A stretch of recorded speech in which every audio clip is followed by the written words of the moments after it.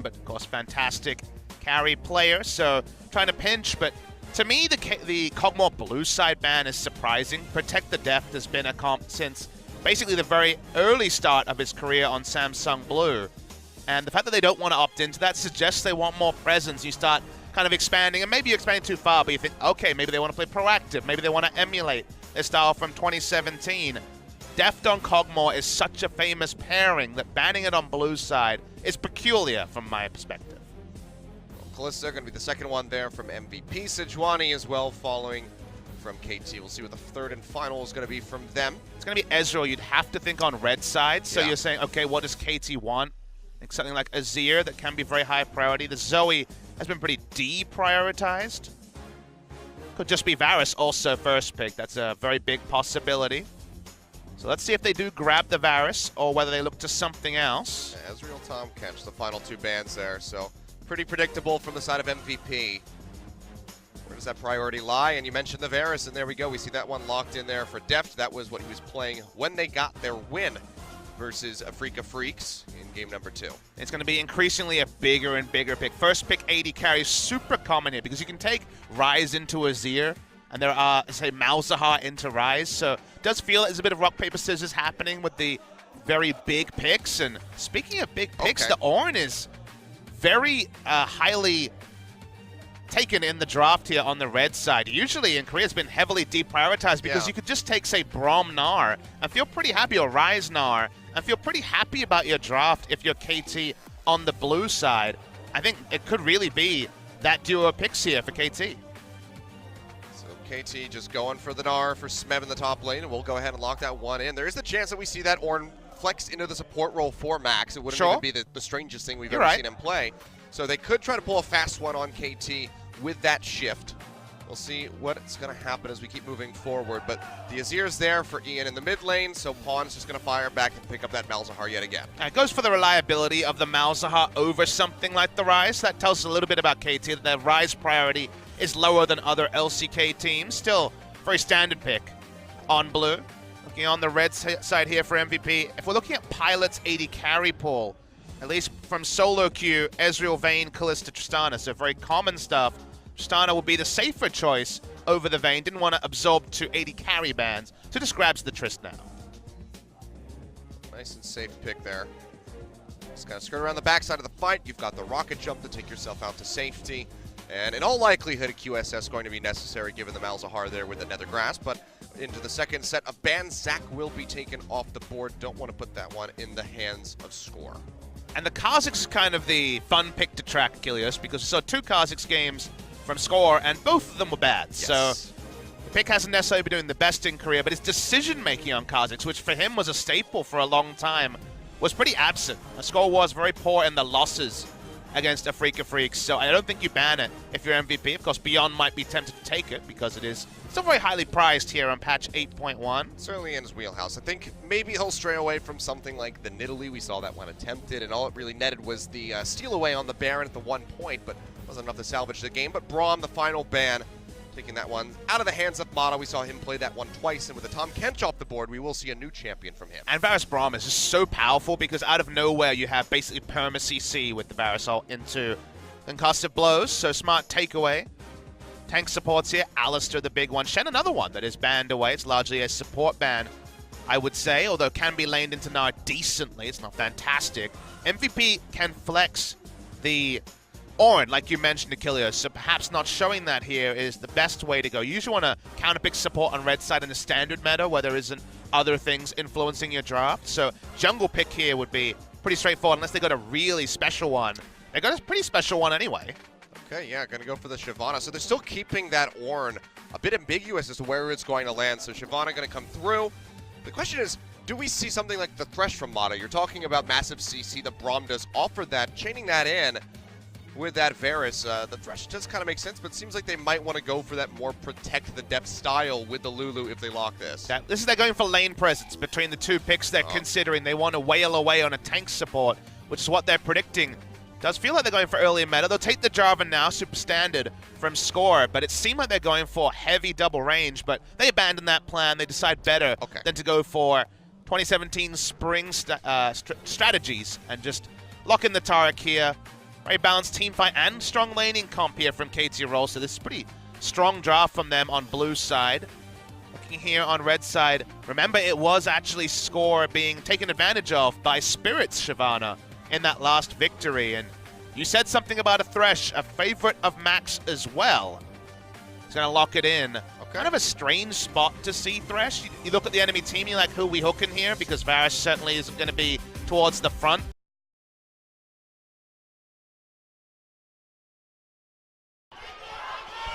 MVP always so well supported as Kilios adjusts his headset over there. Get it all ready. Kilios could be a long night of games. KT and SKT, we'll hope it's not. They both want a 2-0, go start strategizing for the Telecom War next week, as I believe that's Pilot. Could be wrong. Could be ADD, actually. I think that's ADD with the I saw a big scythe, X. so with the scythe, I could be wrong. But the fans here, see some nice signs going around. A Smeb fan. Yep. Plenty of those. That was all that I managed to read before the cutaway. It was just Smeb. He's pretty good at League of Legends. He is. Lost that 1v1, the dishonorable level 1v1 against the Redemption the other day. It was a really nice little duel that they had going on there. So. I'm going to be honest. I really want to watch more Freak of Freaks games, and because I cast all of them, I will, but I just want them now, Kilios. I'm impatient. Upfront payment on that one. Give me as much Freaker as possible with them in form as we get to look at the history. History here very interesting between KT and MVP, because MVP did pick up those upset victories. Oh, look at this combo. So this is a fake leash by Pilot and Max. You notice they are coming into lane late. Max intentionally wants to use some mana and some health. See what KT make of it, but it's going to be the fake leash to obfuscate the Shyvana pathing. Shyvana does get pretty low. It's a fast clear, but a low health clear. So just stopping there being an obvious route that you can just invade her on at her red buff, for example, if it is a blue buff leash on red side, is definitely advantage MVP right there. So far, so good. Smart stuff from them. See how it's going to hold up. See if Score is going to buy into it, or if he sees through their little ruse. For now, it's just going to be a bit of pushing wars there in the mid lane. Same with bottom. Plenty of wave clear between both of these ADCs. Unless Max wants to get frisky with some hooks. Varus alone has just incredible lane presence that, despite the fact that Taric might be outclassed by Thresh early, still have to give advantage to KT. In the river. He's going to be scoring, uses the flag and drag. Going he's got his cooldowns down, so he has to back away. Yep, Beyond's just going to go ahead and be able to pick up that Scuttle Crab. Bot side control with a Shyvana. Anyone who plays solo queue knows that it feels like you're like 3 minutes into your laning phase and the first Drake has already died. And with it being an Infernal first spawn, bot side control is really big here for MVP. Still is that passive, if you haven't played Shyvana in a while, that she gets extra resists for every Drake that her team kills. So Infernal already good, but the fact that it gives selfish benefits, and the fact that Shyvana doesn't want to really gank pre-6 means that an early Drake is very, very possible. She also does more damage to the Drake. We'll see how early they want to go for it. We've been seeing some really late takes on them, especially in on Wednesday for us here at OGN. Papa Smithy we were seeing around like 16 minutes for the Drakes to be taken. Not usually Infernals, and definitely not in games with a Shyvana. But yeah, I take your point. We've had long games in general. I looked at average game times, and predictably Korea, the longest, 37 minutes 50 so far, our average game time. And Riot was worried about all the snowballing. Certainly happening in solo queue, but the green smites are back, the red smites are out. Predictably, with how competitive play works, and game time's gone up accordingly. Slow and steady to try to win the race has kind of been the pace that we've been seeing from these teams so far. MVP certainly can't really afford to try to over-accelerate a game, because while we want KT and SKT to be very successful today to set us up for a cataclysmic Telecom War on Wednesday, I mean, at least being competitive here for MVP is a very important thing. They are the only team at a -2 scoreline right now that hasn't lost to KSV. I mean, they're the only team that really does represent what we had. It feels like every season you have kind of a no-hope, right? Achilles, the team that's realistically going to lose guaranteed to 7 teams. And usually it's Kongdu Monster. Exactly. And with Kongdu looking better, I mean, it could still free fall, of course, but Kongdu looking better. If the week ended with MVP being competitive here, then all 10 teams would have something to shout about. Watching the top side, you can still turret dive Gnar early in the game. That's what Beyond's considering. Scores nearby. So it's just going to be Beyond jumping over the wall with a blast cone, keeping himself safe. Providing that bit of advanced vision there for ADD, who so far is holding his own rather well in that matchup. Smeb still hasn't backed yet. ADD was able to do so, but he's keeping within about 5-6 CS at the moment, so not too bad for that Ornn. Once we start seeing the Black Cleaver and the Frozen Mallet come through, however, that's when things could take a bit of a dive for him. We have to take a break from talking about the game to do our bookkeeping. We have to check our stopwatches, Achilles. You know how this works. Got 2 on the side of KT as the hook comes through. Mata's still going to be pretty tanky in general there with the Taric, so. We're below 50%. We're at 4 here in terms of stopwatches. Definitely less inspiration tree than we're used to. I welcome it. I don't know. The free boots, the stopwatches can extend games, unfortunately, but can lead to sick outplays as well. Sure. Also just have to always be reminded somebody has that Zhonya's ready to go. ADD, though, going to get jumped on. Ultimate comes through from Smeb. Just trying to harass him out of the lane. Knows that he doesn't have the TP anymore. And actually, we might just be seeing the dive in onto the Ornn. He's not level 6 yet. ADD. Top lane party. Around the box, backside. Score coming through. Doesn't have the Cataclysm. All the Forge God is going to come through, but he's going to get interrupted. Can't redirect it. Pawn with the Nether Grass will lock him in, and that's going to be the first blood going through for KT. Yeah, good timing from Pawn, both on the roam and also using his ult to stop there being a knock-up effect. The second part of the Ornn ultimate. Well done there. On the side of KT, had all the control on the top side. You'll notice deep blue vision. Put down in a control ward, also spotting for the counter gank. So very, very clean stuff. This is the KT Rolster story. They were always known for getting a good start and then running away with the game. And first place overall in LCK Summer, 26-6, when they could pick up first blood. It's always trying to come in from behind was where KT was failing. So pretty nice win right there with the first blood. We'll see if that's going to carry over into 2018. I will say that in Kesper Cup, they were able to come from behind quite a few times, which was a bit of a change for them. Was another reason why I was a bit more optimistic with them coming into the season, but hold that thought. Ian going forward. Stopwatch is there to save Pawn. The hook not going to connect, so it's just going to be the flash forward there with a play from Max as so they can lock him in. And Beyond will be able to finish him off at the end. MVP putting one on the board. And that's what happens when you control the top side of Achilles. You have to give up the pressure somewhere. The bot side was run by MVP, and on when the flash available dies, and we talked about how this was the prep MVP wanted, finding a way to get the Infernal, get the Shyvana going, and getting the Drake spawns going. Score gives up on looking for any, so still knows it's going to be a one-way trip to the Death Chamber, and Shyvana picks up the first Infernal. Yep, just be sending himself to his own doom if he was going to go over that wall, because it doesn't have a Cataclysm, so can't even lay that down, try to flash away to get himself out to safety, so just has to surrender it. So 7.5 minutes in, we see that Infernal go over the MVP. Will be an Ocean Drake to follow up next. It's kind of a... Normally, like we said, we would see that probably ignored, but because of the Shyvana there in the game, it's a very real possibility we see that one taken on cooldown. Gotta admit, there's something amusing about the passage of play just there, because it feels like a bit of a metaphor for KT Rolster as a team. Since this lineup came together in 2017, they know where they're strong, but they didn't know where they were weak. So, felt down and kind of a predictable fashion in the bot side, and the Infernal was the cherry on top there. It's a slight advantage for MVP early game. Top lane, you can see, starting to spill over into Smeb's favor. After that first blood kill coming through, he's got the Phage completed, the Kindle Gem. And it's starting to run away a little bit more as far as the CS is concerned. So maybe we'll have to see Beyond pay a bit of a visitation there to the top side of the map to try to shut down that Gnar where he can. I mean, it's so hard there. Look how much vision there is right now. 3 control wards in a triangle around the top side. The only red vision will be taken out. He'll need to answer some of that vision because Smeb basically free as a anything to just push forward. He can even use the hop aggressively there to keep harassment up on ADD. Heavy punishment coming through. Beyond maybe looking to pick on Pawn here yet again. Waiting in the wings. Ultimate's ready to go, but let's see Pawn is playing as far back as he can. Good out the cube, peels right back. Good timing there from MVP. Can see that Pawn, even with Unsealed Spellbook, doesn't quite have his flash up yet. We'll have it very shortly. Once you get about to level 7, maybe 8, get 2 points in your queue, you can do quite a lot of non-committal farming from out of range, either minion wave when one of the minions falls low, and go from there, so he can afford to kind of push and back away. Does mean he has no control in mid lane, though. It sounds like Malzahar, non-committal farming. I mean, pre-6 it's actually pretty painful laning, but yeah, it does get non-interactive. When you get enough points in your queue. Spread the Malefic Visions, silence everything, and watch them die. KT, they just want to extend laning phase, bot lane. Talked a couple of times about why Varus is right up there with the kind of permaban trio of Kog'Maw, Ezreal, and Kalista.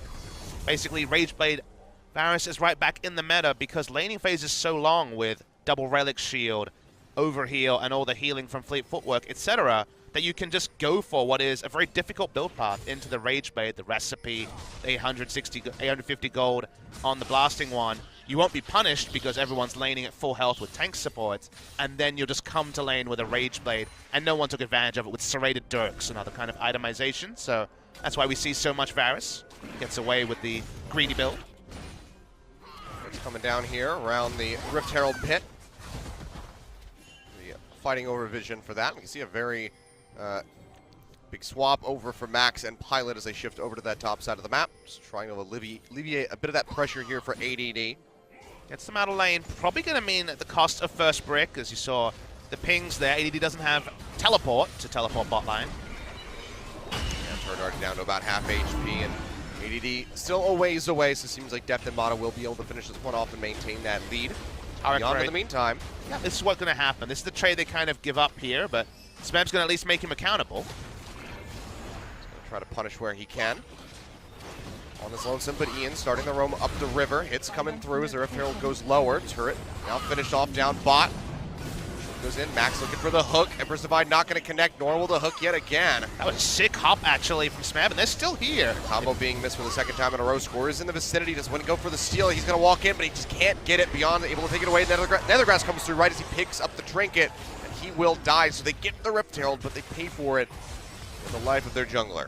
And Deft is pretty overextended here. We might actually see the 1v1 attempt. Charge coming through. He's going to get the pop-up. Deft just trying to get out of there. Still has the heal. Burns that one out. Flash available.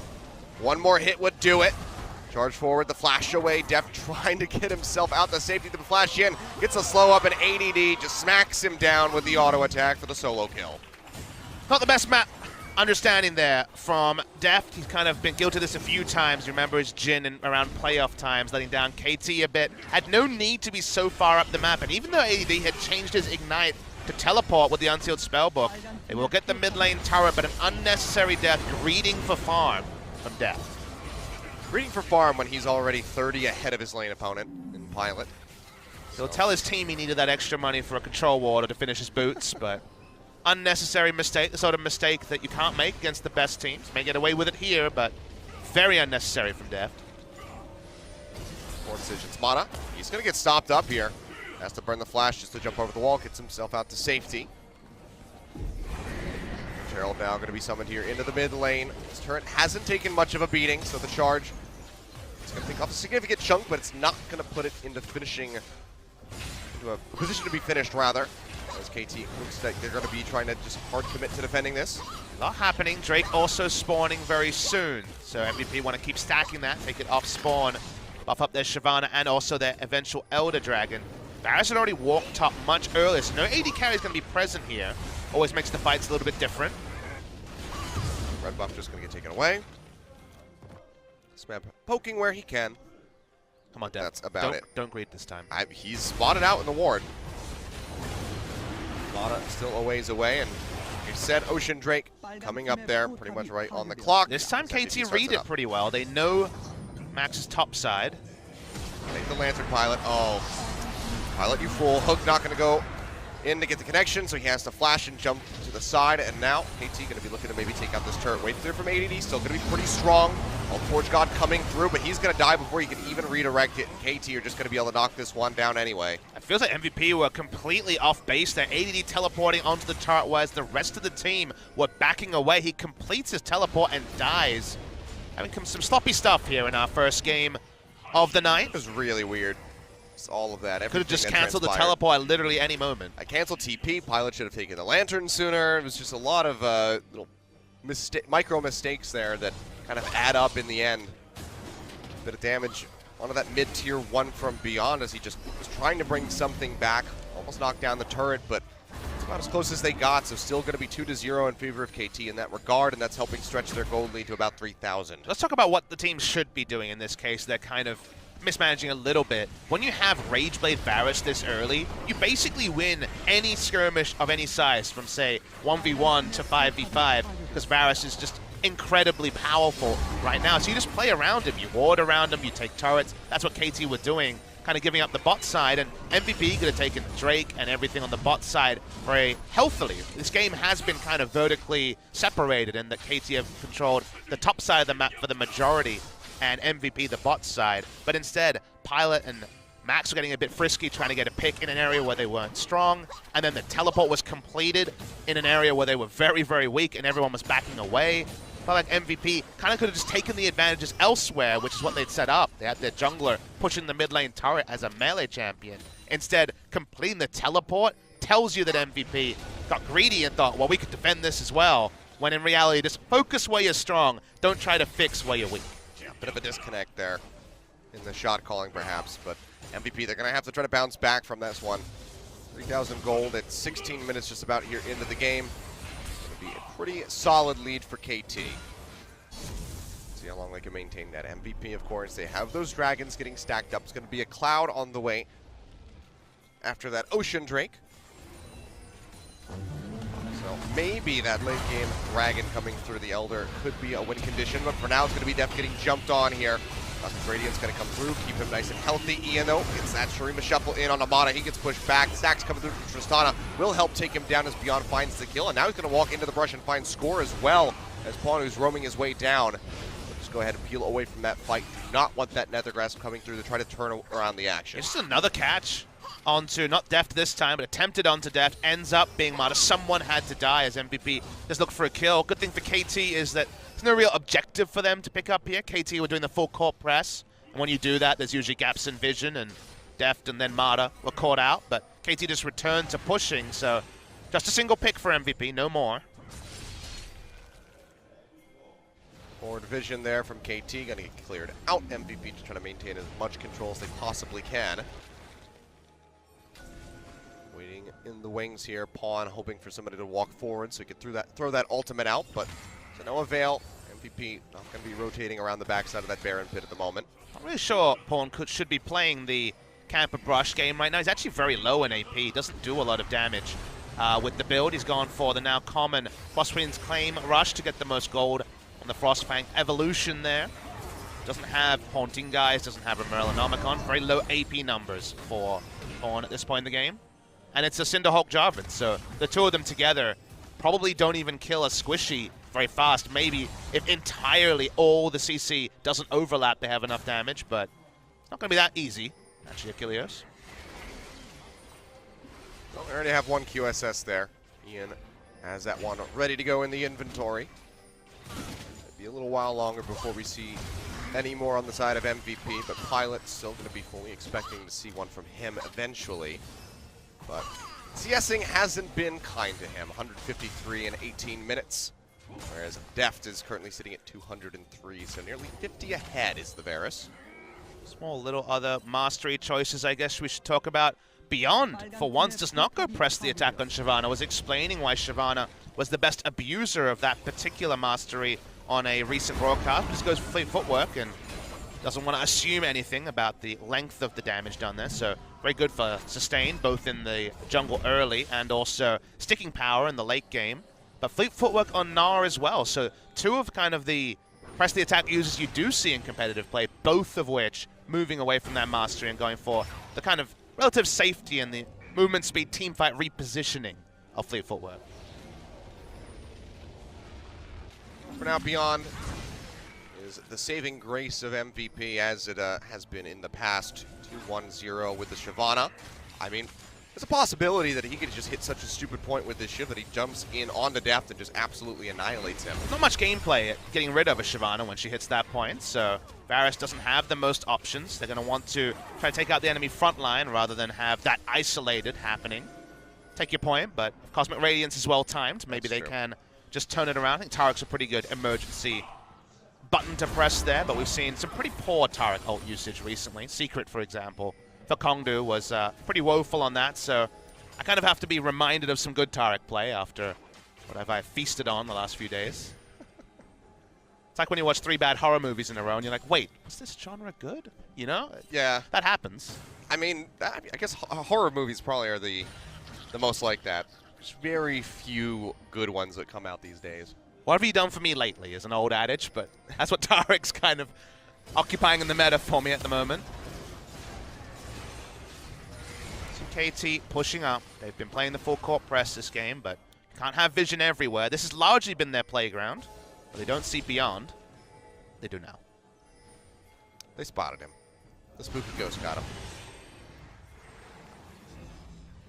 Pushing up through mid lane. But not really applying too much pressure. This is kind of another one of those scenarios where Free Farm's been given the side of MVP, but for once they're not in position for the Drake here, MVP. Not ready to go, so it seems like that's just going to be the takeaway there from KT. So denying that potential overwhelming win condition from MVP should they be able to pick up the Elder Dragon. One less stack for them, and it's going to be another Ocean to be coming through here as the next one. Really slow build coming from Pawn. You know, Atlas is here. He always loves to talk about power spikes. Really nothing doing yet for Pawn in this build. It's kind of just a target acquiring build where he can slow and spot people with the Frostfang, and then the Q is honestly just for the slows to allow Deft to do more damage. I mean, Deft is super powerful where Malzahar is slowing down. Now when he gets his next item, the Leandri's, he'll be powerful, but for now, pretty damn weak. The amount of AoE, CC and control that they have right now is pretty overwhelming. Pilot can get jumped on, has that stopwatch ready to go, but oh, that piercing arrow to the face. Just chunks him out, Cosmic Radiance coming down. All the Forge Gods goes through, but it's only going to be popping up the Voidlings as Beyond has that Nethergrass coming through. He goes low, has to kite back, try to keep himself alive. Jump forward, Smeb gets the double stun into the wall, up into the Flagon Dragon. That's going to be ADD going down. Sandturret comes up as Ian tries to go for the Scream of Shuffle, gets the scoop in onto score, but the Pocket Watch isn't. Stopwatch is there yet again. Like, it only keeps him alive for so long. He will get picked off. It's going to be a 1-for-1 thus far, as both teams just overstepping throughout the duration of that fight. No real objectives for KT to turn to. The pickoff onto ADD not going to be enough to warrant something like that Baron, especially with score going down. And now Smeb getting hooked in, tries to jump away, but the jump forward's there. The rocket pack from Pilot trying to get the kill, but he's not going to be able to finish him off in the end. Like Smeb maybe making a massive mistake, but he gets bailed out in the end. No threat onto Deft in the first fight. I thought KT would win it much stronger. I thought it would be a 2 or 3-0. But Ian spared the blushes of his team with a really nice use of his passive. Then the flash into the Emperor's Divide meant that Jarvan was caught in no man's land, was taken down. This is not the part of the game where MVP should be able to one-for-one against KT. This is where KT is super powerful. If Deft is free hitting, KT should win every possible fight. It starts that way. Everyone has to flash defensively or use stopwatches. The Gnar transformation was super on point from Smeb. I couldn't even see his Gnar bar, and then he was in the back line getting the CC. But Ian, alone, basically turns this all around, makes the 1-for-1 when KT is strong. And while it's not advantage MVP, it's a decent little moment for MVP that keeps them competitive in a mid-game that was set up for KT. I mean, the thing is, in the last 7 minutes, the gold lead has not grown for KT. They haven't added any more turrets, and they're still just ahead by about 3,500. So not a very significant increase for KT, who want to be the team accelerating the pace of this game. Yeah, and the only good news story for KT you could say is that at least, 2,500 gold was spent on QSSs, which kind of makes the implied combat stats a bit higher for KT, but I take your point, Achilles. KT, because they just kept playing 3 lanes, they kind of just pushed and backed and couldn't really cement vision because they were playing so many quadrants of the map. There were no big map mistakes from MVP, and KT got a Drake, cancelled out a Cloud Drake, not really the biggest of prizes. ADD getting jumped on here. Mata and Score waiting in the wings, but Smeb alone is enough to chunk him down to about half HP here.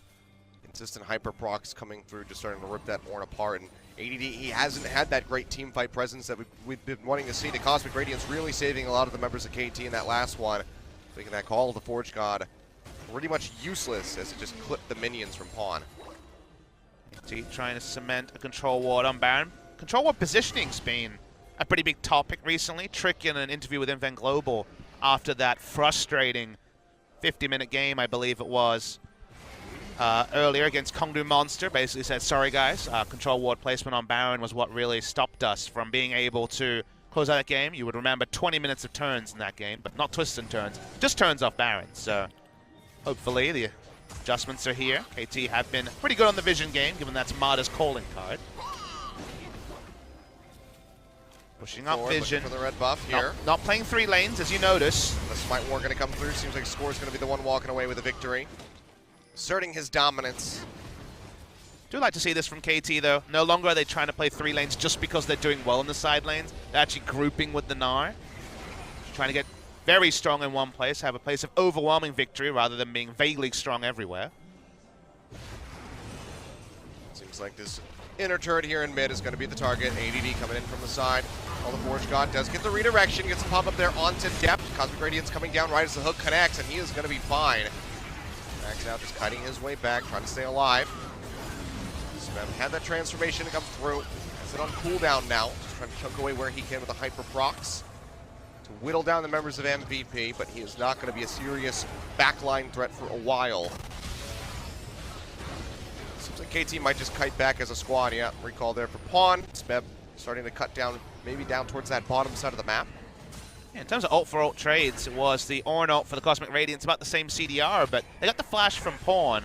Turret was already low, so they were going to lose that kind of whatever. But getting out the flash from Malzahar does lead to a lot more safety for both their carries. Seems like right now they want to ult Shyvana, but we already know that with the QSS, it's not going to be a possibility. Beyond is one shot short of being the Shyvana that comes out of the jungle in solo queue and just ruins your night with Frozen Mallet and the completed Devourer.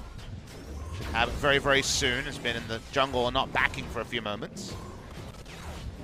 Certainly not an accelerated Shyvana, despite those 2 early kills because of the QSS clogging up the inventory in some ways. Yeah, it's that aggression, but it's necessary because, you know, you can have all the damage in the world, but if you're locked down by that Nether Grasp all the time, then you're not going to be able to get it off. It's going to go ahead and get jumped on, QSS there, so they're able to go ahead and take out that control ward in the Baron pit. Kind of a random ultimate from Pawn, but yeah, it's not the most important to really that was talk about. That was his favorite control ward. That's the sort of ult where you're like, okay, Sorcery Tree, is that ultimate hat on you, Pawn now? What you doing? It's a pretty quick cooldown at least, so doesn't have to worry about it. It's already halfway off cooldown here. So should have it up for the next fight. Still know Leandries did finish the Morellonomicon, so decent damage from the Malzahar, but after the nerfs, patch over patch, not going to be overwhelming. Smeb in his favorite position. You always think of him and Kennen around this brush, looking to flash in and ult 5 people, but in a ward for now. AT have good vision in this area. Shoving it forward, yeah, that's going to be the Dazzle coming through, but Dark Passage there available from Max to just help keep Beyond alive. They know that if Beyond goes down, it's going to be an instant turn in onto the Baron for KT. And trying to put the Sand Soldiers forward. He's trying to get some damage in onto Pawn. It's already started, actually. Yeah, they do start this one off as Depp just gets this is a fast going Baron, to work on that Baron.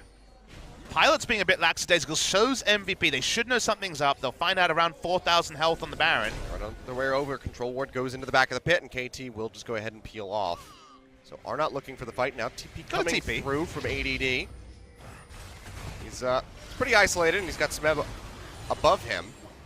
ADD's TPs this game have been pretty damn bad at killing. I thought he was just going to walk straight back down to the bottom lane where he came from, and it's just like, okay, my job here is done. Every time he shows up, I think of the Kool-Aid man. He's like, hey, guys. On this horn. The Kool-Aid man if he's been hanging out with Grokkas for a while. I mean, you've seen his teleports. Do we need to say any more? Come on, AD, you can warm up. I believe in you. But hasn't hurt his team in this case.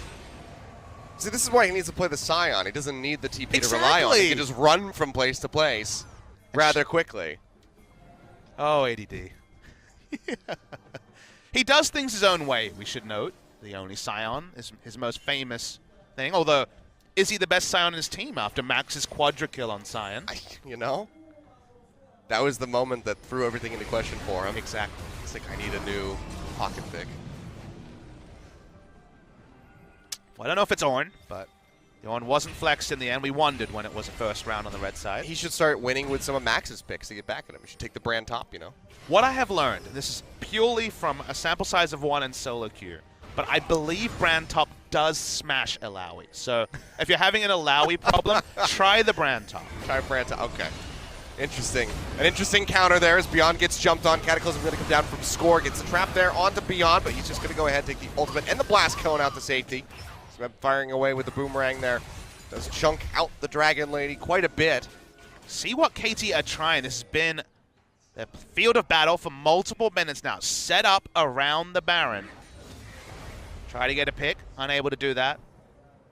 KT now going for the brush camp. They do still have Malzahar ultimate.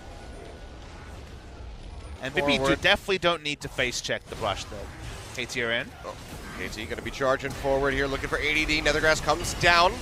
Lantern has been thrown out. If he can only get to it, but the CC chain just goes forever as Deft comes up with the kill. Now 5-4. Pilot starting to fire away, doing barely any damage to Smeb. Will even use the Buster Shot just to try to get the Gnar away. Was around 50%. It's full now. Probably just zoning. What's KT going to do here? Do you pull the trigger? Score is quite low. Doesn't have Warmogs to keep his health up, so... Seems like they're trying to bait this one out. Just waiting in the brush. Smeb going in, gets the stun down in onto Ian. The heal comes off, but yet again the CC lasting so long. Oh, put the Lantern into the shuffle, takes him out. He flashes away, making sure that that boomerang from Smeb cannot get him. Now the hook to deny. They'll get rid of the Gnar. MVP trading back, getting the kill onto Smeb after he hard commits, just trying to finish off the Azir. No need for Smeb to jump in there. It's one of those things where you want to get the kill, you want to cover yourself in glory. That was a solo queue moment for Exactly, he was already out of the fight. You do that in solo queue just to put pain into the hearts of the enemy team, but no need for that there, Smeb. Poor. When they had so much control in the area, they could have backed off to Baron, they could have gotten a shop in. Unnecessary, undisciplined, I would say, and it slows down KT again. I mean, and this is the recurring issue with the members of KT is the lack of restraint. Deft earlier on trying to go for the CS. Smeb just wanting to go in for this. What's the best case scenario? You kill Ian, and you don't know where the enemy team is. You couldn't see them all in mid lane farming, so you're gonna die, even though you had full health. You see Smeb's face. He knows that he made a boo-boo. Also going to mean that they don't have map control for a few moments. Yeah, he smacked on his own face. Well, yeah, I'll give you that one. But the other thing there was Shyvana cleared Baron as Beyond could just run over. Smite War. Hey! Go for it and score. Will be able to get the takeaway. He usually loses those ones, so he feels good about that. Yeah. Definitely a positive occurrence there. God going to go through. They get the knock up. Cosmic Radiance coming down, keeps Deft alive here for the moment, still has the flash as he tries to stay alive, but actually he's going to be the one trading back the kill, takes out Max. Ian able to get Mata in exchange on the support members so far as Smeb tries to go forward, trying to get in range to get that massive stun onto somebody on the side of MVP, but they're able to kite back successfully.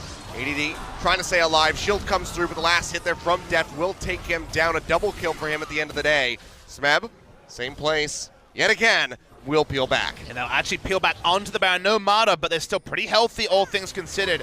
Deft took all the damage, but Cosmic Radiance stopped him from going into his Guardian Angel. He kept going forward. Baron at 4,000. Beyond's here. Doesn't have ultimate. They're trying to take this one down. Beyond would have to flash into the pit if he wants to go for it. It's going low. Is he going to jump in? Yes. He can't do it, and that's going to be the smite away there. First score as he secures it. Trade off there onto Pawn as he goes down. Ian picking up the kill. But MVP suffering heavy losses. They do not get the Baron. And now they're going to have to try to stave off KT for even longer. And this gold lead has started bubbling up for KT. Now going to be about 8,000 in the lead. So much to talk about. Really long extended fight into Baron contest. QSS up there for Malzahar to interrupt Beyond. QSS, the ultimate came through. Wasn't able to get into the pit though. So even the micro CC was enough to stop the smite contest from happening. That goes to wave clear. The items continue to pile in. You see Deft now. Only a Mercurial Scimitar away from having 6. That's the moment that KT were prepping for a good 10 minutes. Same thing for KSV, you'll remember. KSV ended up throwing in many ways, but won the game anyway. In this case, KT, one mistake from Smeb. Eventually correct the landing. They do take the Baron, and now they can return to playing 3 lanes like they attempted to much earlier in the game. Yeah, try to go for that full court press. So just solid takeaways there, getting the Baron from himself, denying that Ocean Drake from coming through.